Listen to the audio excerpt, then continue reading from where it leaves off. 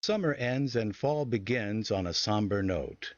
We prepare for what seems to be a long, cold winter with the world divided against itself, little in the way of good news. A reemergence of the dreaded disease Ebola, one which demands a united front from all corners of the earth. 3,000 deaths so far.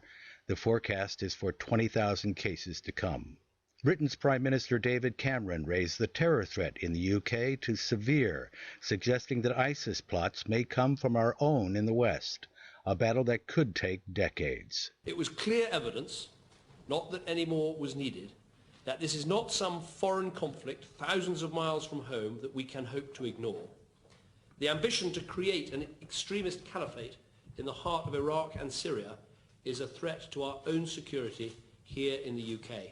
With weapons at hair trigger in places where no one is sure of who is in charge or who will be, the world seems teetering on a precipice. At the United Nations, diplomats walk a tightrope between the responsibility to protect and regime change. In an undignified game of musical chairs, they come and go, with no one sure who next will lose their seat or even their head. If this were not enough for the impossible presidency of Barack Obama, there are ominous threats, indeed acts of treachery, in a new Cold War with Russia, who dares to threaten war in Europe. Russia's response to expressions of outrage over its multiple violations of international law and the sovereignty of Ukraine, it says, if there are Russian troops in the Ukraine, it must be by mistake. Serious negotiations are needed, urgently needed, but Russia has to stop lying and has to stop fueling this conflict. The mask is coming off. Russia's obfuscation and veto in the UN Security Council will continue to paralyze the search for a diplomatic solution. In the meantime, it is we who must make good on our promise to protect Ukraine in exchange for giving up their nuclear weapons arsenal in 1994. The same arsenal that once was the property of the former USSR. We wait for the president's strategy to unfold, for the European Union to speak clearly. We wait and wonder if any one person on earth can or should do this job.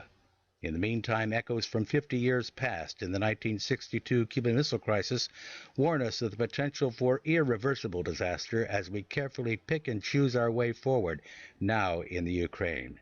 Our UN ambassador then, Adlai Stevenson, and President Kennedy walked a dangerous path, also challenging the lies of the then USSR's Nikita Khrushchev. I'm prepared to wait for my answer until hell freezes over, if that's your decision.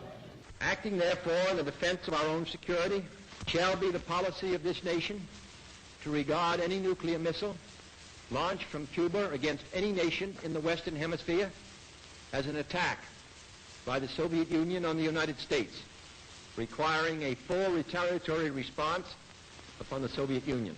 Join us each week on USUN Report for Second Thoughts. You have been listening to Tom Osborne, National Correspondent and founder of USUN Report.